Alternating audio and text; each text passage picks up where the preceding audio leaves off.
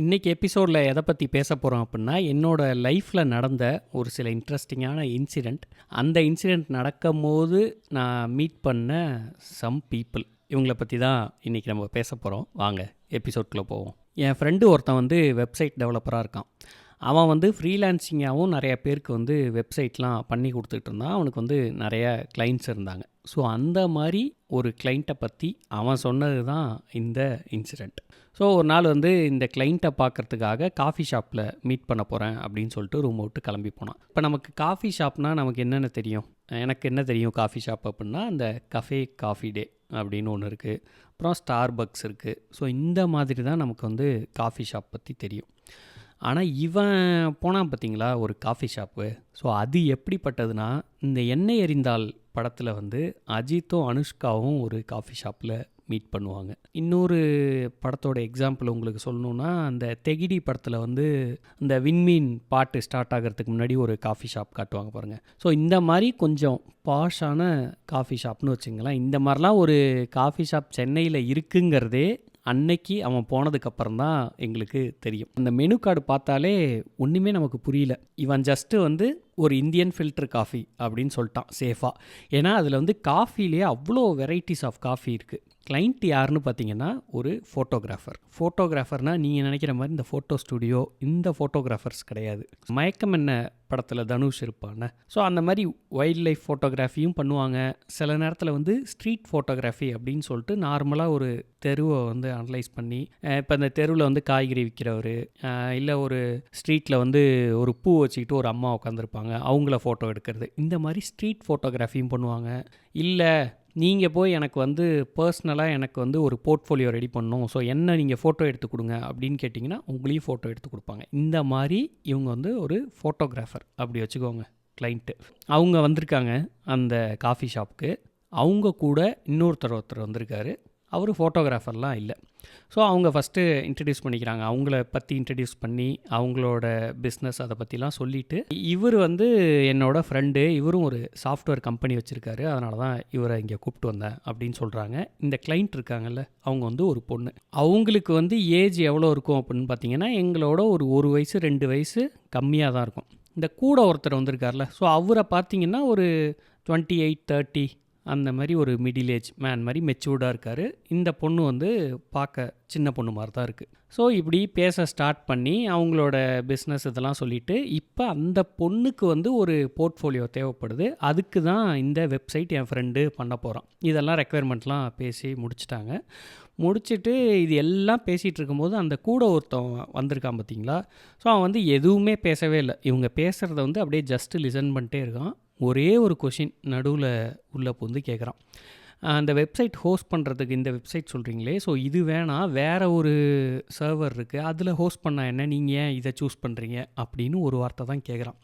அதுக்கு என் ஃப்ரெண்டு வந்து, இல்லை சார், என்னோடய கிளைண்ட்ஸ் எல்லாம் நான் இதில் தான் ஹோஸ்ட் பண்ணியிருக்கேன், ஸோ அதனால் இதில் பண்ணிட்டா எனக்கு மெயின்டெனன்ஸ்க்கு ஈஸியாக இருக்கும், அதனால தான், இல்லை நீங்கள் சொல்கிறதுல கூட பண்ணிக்கலாம், எனக்கு ஒன்றும் இஷ்யூ இல்லை அப்படின்னு இவன் சொல்லிகிட்டு இருக்கும் போதே இந்த பொண்ணு நடுவில் புந்து, அவர் தான் வந்து அதுதான் கம்ஃபர்டபுளாக இருக்குங்கிறார்ல, இப்போ உனக்கு என்ன பிரச்சனை, நீ கொஞ்சம் பேசாமல் இரு அப்படின்னு சொல்லிட்டு என் ஃப்ரெண்டுக்கிட்ட, உங்களுக்கு எது கம்ஃபர்டபுளோ அதிலே நீங்கள் ஹோஸ்ட் பண்ணிக்கோங்க, அதிலே வெப்சைட் பண்ணி கொடுத்துருங்க, எனக்கு நீங்கள் வெப்சைட் பண்ணி கொடுத்தா போதும் அப்படின்னு சொல்லிடுச்சு.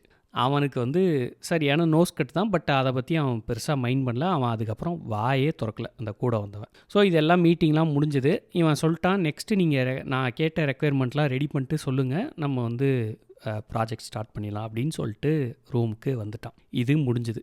அடுத்து வந்து அந்த பொண்ணுகிட்ட வந்து மீட்டிங்க்கு கேட்டுக்கிட்டே இருக்கான். அப்போதைக்கு அவங்க சொல்கிறாங்க, ஓகே நான் ரெக்குயர்மெண்ட்லாம் ரெடி பண்ணிட்டேன், நீங்கள் வந்து வீட்டுக்கு வந்துடுங்க, நான் கொடுத்துட்றேன், நீங்கள் கேட்டதெல்லாம் ப்ராஜெக்ட் ஸ்டார்ட் பண்ணிடலாம் அப்படின்னு சொல்லி நம்ம பையனை வந்து வீட்டுக்கு கூப்பிட்றாங்க.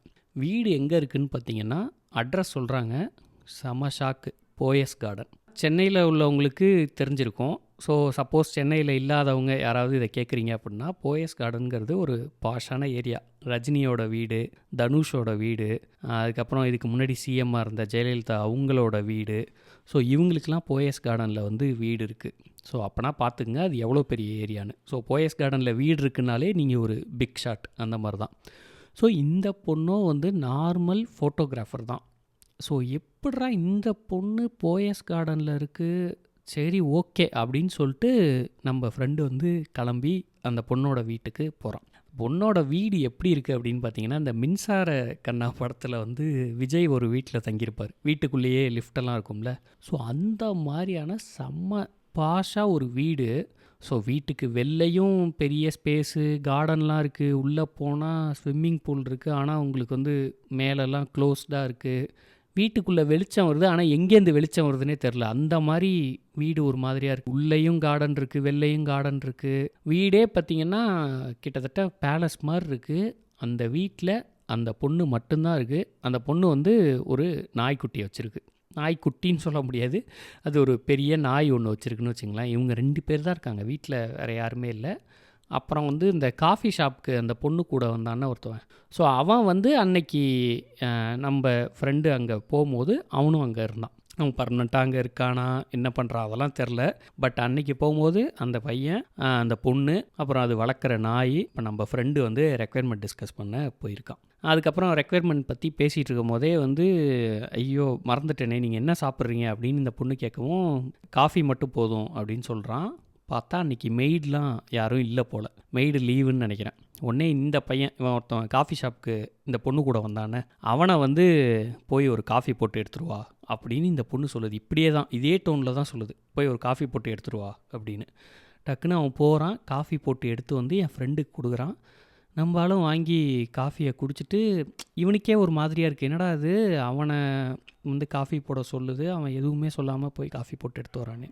சரி ஓகேன்னு காஃபிலாம் குடிச்சு முடிச்சுட்டு ரெக்குயர்மெண்ட்லாம் டிஸ்கஸ் பண்ணுறாங்க. எல்லாமே ஓகே, ஒரே ஒரு ரெக்குயர்மெண்ட் மட்டும் மிஸ் ஆகுது. ஸோ இதை மட்டும் நீங்கள் கொடுக்கணும் அப்படிங்கிற மாதிரி இவன் சொல்கிறான். சாரி, நான் அதை எடுக்க மறந்துட்டேன். சரி, நான் உங்களுக்கு ரெடி பண்ணிட்டு சொல்கிறேன், நீங்கள் எப்போ அடுத்து ஃப்ரீங்கவும் என் ஃப்ரெண்டு வந்து ஒரு டேட் சொல்கிறான். அந்த டேட்டில் அந்த பொண்ணு வந்து அவைலபிளாக இல்லை, ஏதோ ஷூட்டுக்காக வெளில போகுதுன்னு வச்சுங்களேன். ஸோ அப்போ அது என்ன சொல்லுது, நம்பால் இருக்கானே காஃபி போட்டு எடுத்து வந்தானே, அவன்கிட்ட சொல்லி நீ வந்து இவரை மீட் பண்ணி அதை கொடுத்துரு, நான் அன்றைக்கி ஊரில் இருக்க மாட்டேன்.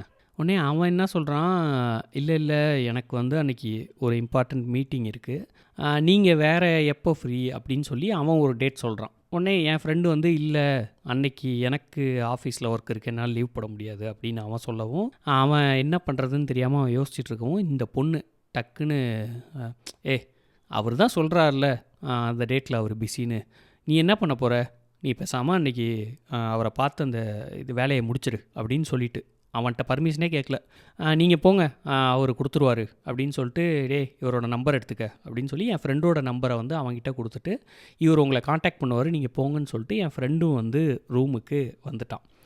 என் ஃப்ரெண்டுக்கு என்ன தோணுதுன்னா, அவனுக்கு ஏதோ முக்கியமான ஒர்க் இருக்குது அன்னைக்கு, அதனால தான் அவன் முடியாதுன்னு சொல்கிறான். அது வந்து அவன் ஃபேஸ்லேயே தெரியுது. பட் இருந்தாலும் இந்த பொண்ணுக்கு நோ சொல்லவே முடியல அவனால். ஸோ அதனால் வேறு வழி இல்லாமல் ஓகேன்னு சொல்லி அவன் அப்போ பேசாமல் இருந்த மாதிரி என் ஃப்ரெண்டுக்கு வந்து ஒரு டவுட் இருந்தது. ஒரு 2 நாள் கழித்து அவனே கால் பண்ணான். கால் பண்ணி, இதேமாரி வந்து நீங்கள் வந்து அவகிட்ட சொல்லாதீங்க, அன்னைய டேட்டில் என்னால் கண்டிப்பாக உங்களை மீட் பண்ண முடியாது, ஆனால் அவகிட்டையும் என்னால் வந்து நோ சொல்ல முடியாது. ஸோ நீங்களாக வந்து அன்றைக்கி வேறு ஒர்க் வந்த மாதிரி, சடனாக வேறு ஒர்க் வந்த மாதிரி சொல்லுங்கள், நம்ம வந்து வேறு டேட்டில் மீட் பண்ணுவோம் அப்படின்னு சொல்லி 2 பேருக்கும் ஒத்து வர மாதிரி ஒரு டேட் முடிவு பண்ணிட்டு, சரி ஓகே பிரதர், புரியுது நீங்கள் சொல்கிறது, ஓகே நான் பார்த்துக்கிறேன் அப்படின்னு சொல்லிட்டு என் ஃப்ரெண்டு வந்து அன்னைக்கு அவனுக்கு மீட்டிங் இருக்குதுன்னு சொன்ன டேட்டில் போகலை. அதுக்கப்புறம் ஒரு டேட்டில் வந்து பேசும்போது அவன் என்ன சொன்னான்னா, என் ஆஃபீஸ்க்கு வந்துருங்க, நம்ம மீட் பண்ணலாம் அப்படின்னு சொல்லிவிட்டு அவன் ஆஃபீஸ் அட்ரஸ் கொடுக்குறான். எங்களுக்கெல்லாம் பெரிய ஷாக்கு. அந்த பொண்ணு சொன்னுச்சுல, இவன் வந்து ஒரு சாஃப்ட்வேர் கம்பெனி வச்சுருக்கான்னு. நாங்கள் என்ன நினச்சோன்னா, ஏதோ ஒரு உப்மா கம்பெனி போல் ஒரு 10 பேர் வேலை பார்ப்பாங்க அப்படின்னு சொல்லி நினச்சோம். ஆனால் அவனோட கம்பெனி இருக்குல்ல, அது செம்ம பெரிய கம்பெனி. இப்போ நான்லாம் வந்து அந்த கம்பெனியில் வேலைக்கு போகிறதே என்னோடய எய்மாக வச்சுருக்கேன். என் ஃப்ரெண்டெல்லாம் நினச்சா கூட அந்த கம்பெனிக்கு இன்டர்வியூ கூட போக முடியாது. ஸோ அந்த மாதிரி செம்ம பெரிய கம்பெனி. அவன் சொல்லவும் செம்ம ஷாக்கு. அப்புறம் நாங்கள் வந்து கூகுள் பண்ணி பார்த்தோம். அவன் வந்து அவனோட பேர் சொல்லிட்டு ஃபேஸ்புக்கில், அப்போ வந்து ஃபேஸ்புக் இருந்தது, இன்ஸ்டாகிராம் இன்னும் வரல, ஃபேஸ்புக், லிங்க்டின் ஐடியெலாம் கொடுத்தான். போய் செக் பண்ணி பார்த்தா தான் தெரியுது, தலைவன் வந்து பெரிய கை. இப்போ இந்த எபிசோட் ரெக்கார்ட் பண்ணுறதுக்கு முன்னாடி ஜஸ்ட் அந்த கம்பெனியோட ரெவென்யூ என்னென்னு கூகுளில் செக் பண்ணி பார்த்தேன். லாஸ்ட் இயர் அந்த கம்பெனியோட ரெவென்யூ வந்து 4.5 லட்சம் கோடி.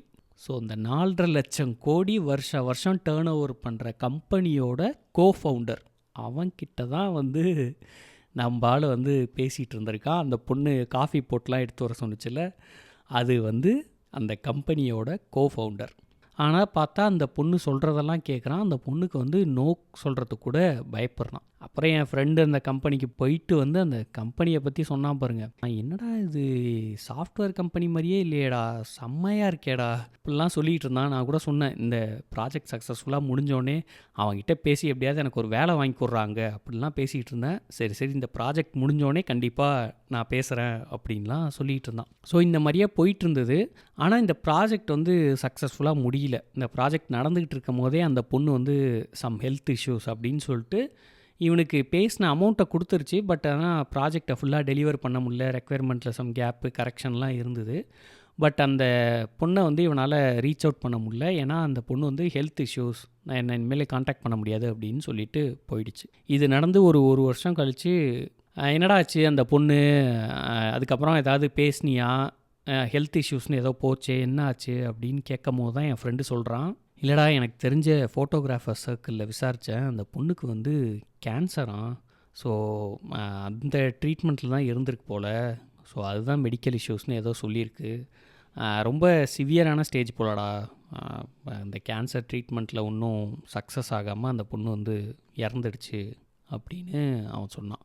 அதுக்கப்புறம் அந்த கோஃபவுண்டர் இருந்தானே, ஸோ அவனோட ஃபேஸ்புக்கு அதெல்லாம் போய் செக் பண்ணி பார்க்கும்போது இந்த பொண்ணு பேரில் வந்து ஒரு ஃபவுண்டேஷன் ஸ்டார்ட் பண்ணி இந்த பொண்ணோட பர்த்டே அப்புறம் இந்த டெத் ஆனிவர்சரிக்கெலாம் நிறைய பேருக்கு ஹெல்ப் பண்ணுறது, அப்புறம் அந்த ஃபவுண்டேஷனில் நிறைய பேரை படிக்க வைக்கிறது, இந்த மாதிரிலாம் வந்து ஆக்டிவிட்டீஸ் பண்ணி அவன் ஃபேஸ்புக்கில் போஸ்ட் பண்ணியிருந்தான். இதெல்லாம் பார்த்தோம். இப்போ அந்த பொண்ணுக்கும் இவனுக்கும் என்ன ரிலேஷன், 2 பேரும் ஃப்ரெண்டா, இல்லை 2 பேரும் லவ் பண்ணிகிட்டு இருந்தாங்களா, இல்லை இவன் மட்டும் அந்த பொண்ணை லவ் பண்ணிகிட்டு இருந்தானா, இல்லை அந்த பொண்ணு இவனை லவ் பண்ணிட்டு இருந்ததா, இல்லை 2 பேரும் டேட் பண்ணிட்டுருந்தாங்களா, 2 பேரும் லிவிங் டுகெதரில் இருந்தாங்களா, இதெல்லாம் எதுவுமே தெரில.